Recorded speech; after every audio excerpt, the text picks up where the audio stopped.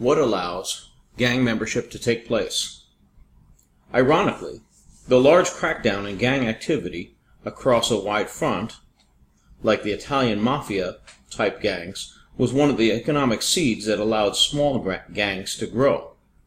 By the 1980s, more than 1,100 gangs in 115 cities around the nation had names like Bloods or Crips or something similar in their names. The other part of the name included their geographic location.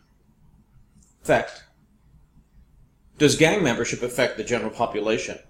In a self-report survey conducted by the Office of Juvenile Justice and Delinquency Prevention Youth Development Study, which studied 1,000 youths in upstate New York, in 1997, juveniles were asked several questions for the survey. One of the questions was, "Are you a member of a street gang or posse?" Another asked the juveniles if they were involved in delinquent acts. The result was that about 30% of all respondents answered honestly that they were gang members. According to this survey, 65% of all delinquent acts were reported by gang members. What this means is that a small percentage of the population is committing the largest percentage of crimes. This study went on to determine that 80% of all serious crimes, 63% of alcohol use, and 61% of drug use involves gang activity. Now, more recent research that was released last year from the National Center for Juvenile Justice shows that the juvenile arrest rate for aggravated assault, which is a gang core indicator, was at the lowest rate in 2016 since 1980.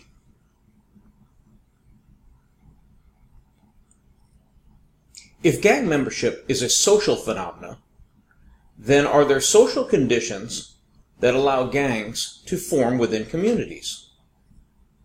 Experts disagree about the different attractions of gang membership, but they are aware of several things that they have in common.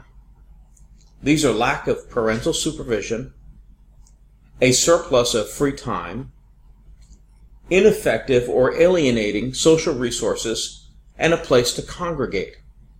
Additionally, some experts agree that a lack of opportunities for traditional pursuits, such as good, meaningful jobs, is directly related. Of all the motivations for gang membership, one that is most overlooked is the one that societal organizations have the least control over. This motivation is clearly defined in Maslow's hierarchy of needs. In Maslow's hierarchy of needs, they are a series of motivational factors ranging from the easiest to satisfy to the hardest. Maslow's hierarchy of needs are a stepladder of motivational factors. The lower steps must be satisfied in order to reach the next higher level. It is theorized that a person's behavior is controlled by the motivation to address the unfulfilled need in the next level. These needs are physiological.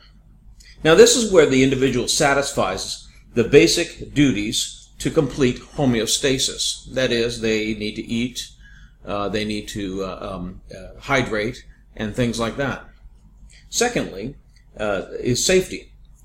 Now, this need is fulfilled when an individual creates order from a chaotic world or does something to ensure their survival. This also includes safety through the interaction of people whom should care for them and whom they should care for.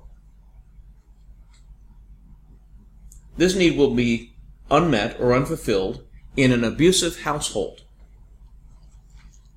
Now, pay attention to that, because in some lives, the idea of safety will never go fulfilled as long as they're in an abusive household. Third is a belonging and love needs, or love and acceptance. This is the need that's filled when a person receives a sense of belonging from others.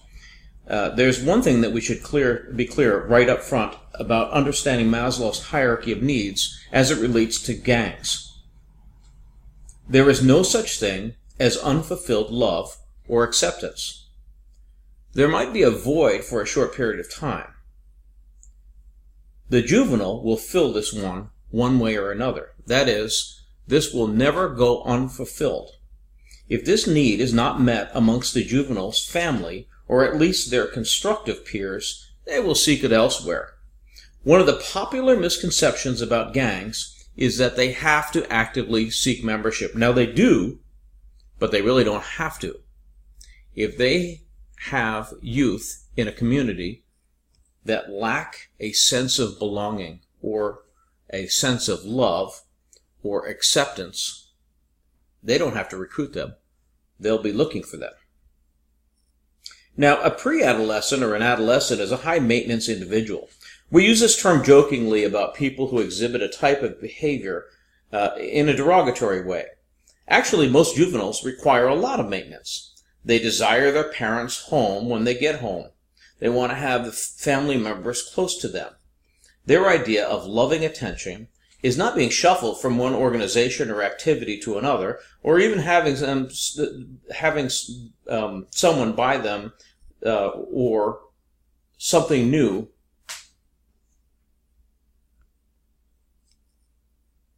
to show that they love them. Actually, juveniles need reassurance that they're just okay. They desire approval when their activities are worthy of it. They desire disapproval when they are not. Their job is to seek the limits of the envelope in relationships. If these limits are not delineated, new limits are set. There's no such thing as unfulfilled love or unfulfilled acceptance in the life of a juvenile. When this condition happens, it is immediately addressed. Next is esteem or esteem needs. Now this has two phases: self-esteem, or what a person receives when they get a pat, when they pat their own back, or esteem by acquiring status symbols or sorts from their colleagues or peers. Now, higher up there are the concepts of self-actualization.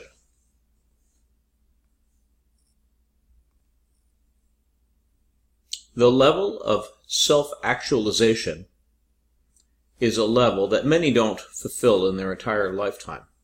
Self-actualization is where a person recognizes that their goal in life is self-improvement or to maximize themselves. It goes beyond esteem because the individual recognizes the need for seeking spiritual improvement. In some cultures, this is recognized as a form of nirvana or oneness or reaching a spiritual plateau. Now, using the concepts from Maslow's hierarchy of needs, if a juvenile has unfulfilled or unmet needs in their life, they most likely will seek it elsewhere. Now, central to this concept is the need to belong. If juveniles do not have a sense of belonging in their family life, socialization, and school, they'll go somewhere else. This appears to be a common bond amongst gang membership. Although this concept is only theory at this time, it is more logically consistent with attempts to lure juveniles away from gang membership from their past practices. For example, offering juveniles good jobs or economic advantages probably will not get them away from gang membership. Giving them better recreational facilities or better living conditions will never be as attractive as giving them a sense of belonging. Now, families can give juveniles a sense of belonging. Unfortunately, current family structures don't provide this sense. Some families preach loyalty to their family members, but in a lot of societies, this is a cultural phenomenon. But loyalty, although they use the word loosely, is not the same concept as what gang membership uses the term loyalty. Loyalty simply means that the person will be there for them, or stick up for them, or even fight for them. A person can be loyal to the country, product, or a commercial establishment, or a group of people. Any family can be loyal by just being present. Gang membership goes beyond loyalty. Now remember, we are talking about the sense of love and belonging, which is related to loyalty. I say this with great hesitation because what you're about to hear will make membership in a gang or a disruptive group attractive. While you may infer from this a concept that gang membership gives more to some individuals than their own families will, this is probably a harsh reality we need to consider. Membership in a gang not only requires loyalty, but support. Now, in the surveys we were talking about before, studies and some of my own personal observation from working on the street with gangs, I found that gang members have a tendency to communicate support to their members regardless of the consequences, which for them can be very real. Now, gang membership has a lot of other bonding situations. If society wants to overcome the phenomenon of gangs, they must understand these situations. First, gang membership requires an initiation. Now, a lot of rites of passage also require initiation. For example, membership in the armed forces institutions requires basic training or boot camp. This creates a common bond amongst all members. When everyone has gone through the same or similar actions in order to become an elite portion of that group, membership is even more attractive. The more strenuous, whether physically or emotionally, the initiation, the more attractive the membership. Imagine a gang membership initiation that requires a member to do something that would be morally repugnant. If he has us in common with all of this, if he has this in common with all of the other members, the bond that they've established is pretty indelible. Gang membership has professionalism. Those of us who are in mainstream society recognize a concept of professionalism, that is, having a common set of goals in a common set of ideals that produce an institution that is forever going forward. An example of professionalism is the hierarchy amongst teachers, police officers, and attorneys. The more educated or committed and steadfast in the industry they are, the more respected they are. Gang membership has the same type of hierarchy, and in the handiwork of professionalism amongst the gang members is self-evident, and therefore the examples are a lot more concrete. Gang membership has traditions. Not only do gang members have traditions amongst them, but they are oftentimes responsible for knowing or understanding the history of their organization. They must learn their history and the value systems the same way a fraternity member would have to. This history, including symbolic references that gang members learn, increase the body of knowledge and organization of the gang. In my own personal observation of gang activity, and also some of the research we have done, we find that gang members will strike up conversations with other members in their unique language. They talk about what institutions they have been in the same way that college graduates talk about their alma mater. Where they come from geographically, especially if they come from geographically distant areas, they will share things about their cities. They talk about their charges and other members just like college graduates. They tend to carry the traditions around with them more than the graduates. Now, gang membership has sanctions. There are hundreds of major professional organizations in this country today. These organizations range from professional standards organizations like the American Medical Association and the American Bar Association to unions that are designed to promote professionalism in their ranks. These are unions like plumbing, machinists, trade unions that require professional standards for membership. Each one of these organizations have statements about their members similar to, quote, in good standing, unquote. In professional organization, if they don't meet the professional standards for membership, they can be fined, they can be ostracized, or there's other sanctions that a person could receive. This type of practice exists to mainframe professionalism within their own structure. For example, an attorney who is convicted of a law violation could have certain sanctions that might get them kicked out of the Bar Association. There are other educational standards that are required. For example, a person must have a medical degree to be part of the AMA in order to practice medicine. There's a hierarchy of training in order to become a member of the plumbers union, and a person with a certain amount of education will be a higher ranked member. So punishment or failure to meet these standards within certain deadlines or direct violations could result in a sanction. Now, gang membership has sanctions also. They are considerably more strict. For example, it could be physical violence or death. So failure to meet a particular ethical standard in illegal conduct could result in physical punishment. Because gang membership has professional standards, it nears the definition of a profession and its model. So what strengthens the other aspects of the institution of gang membership?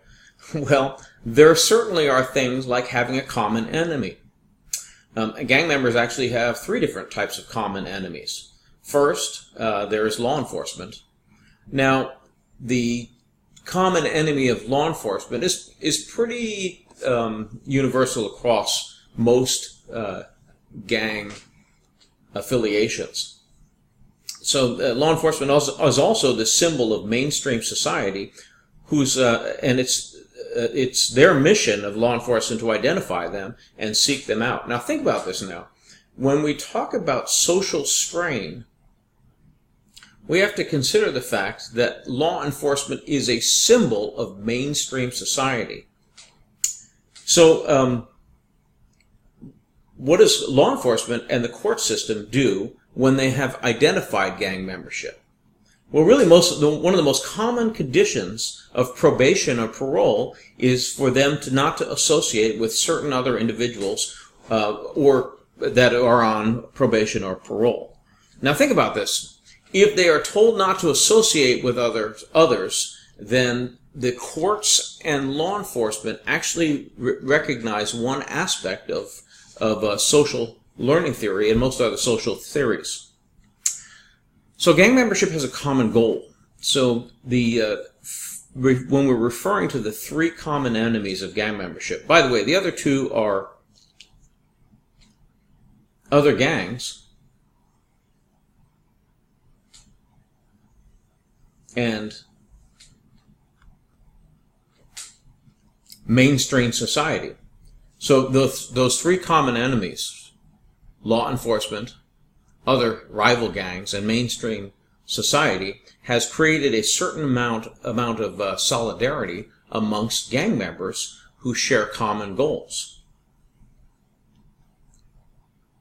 So consider that this is a cultural deviance, or gang membership itself is cultural deviance. It also defines gang membership through its very existence as destructive, having particular common goals. So gang membership can be economically satisfying.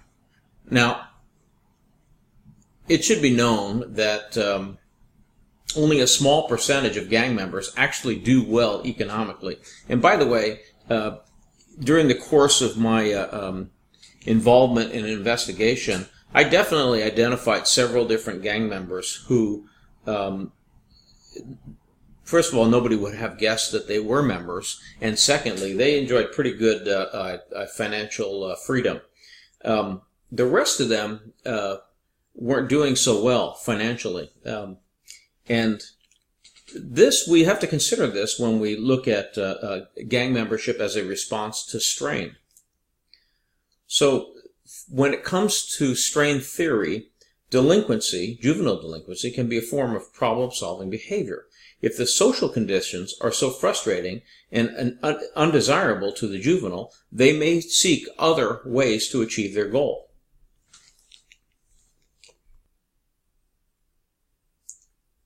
So if we look at strain theory, specifically Merton's strain theory, we have to remember that the actual response to strain goes into three different aspects of this response: innovation, retreatism, or rebellion. So when a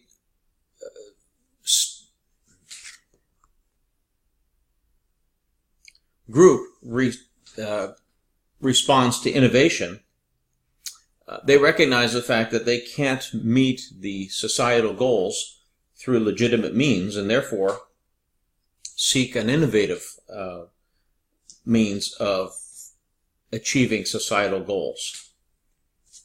Retreatism is when they reject the goals and withdraw mentally or physically, and rebellion, which is where a group of people establish a new set of goals that are culturally deviant. So did society actually create gang membership? Well, we talked earlier about the fact that gang membership was actually encouraged by a crackdown on gang membership in the shortly after the turn of the century, when the government, specifically the federal government, went after larger gangs, and smaller gangs were encouraged to exist. At that time, and the way we view them now, they were considered interstitial groups, which means that they were groups that fell between the cracks. Now, the trend to become gang members may have a lot to do with the fact that there was a lack of parental supervision that began shortly after World War II. You see, during World War II, a large percentage of the male population was unavailable, and women who traditionally stayed at home hit the job market at an alarming rate. Now, they did this with nationalism in mind. Women helped in the factories to help the war effort. But this did two things. It reduced the amount of parental supervision in the homes, and it raised the cost of living over a long period of time, because families actually had, when the war ended, families actually had more income because they became two-income families. Now, in 2018, it is very uncommon for only one spouse to be working, and therefore the level of supervision in the home has changed from the 1920s and the 1930s. What direction are we going now? As you review your lecture notes here, I want you to consider this. Is gang membership here to stay?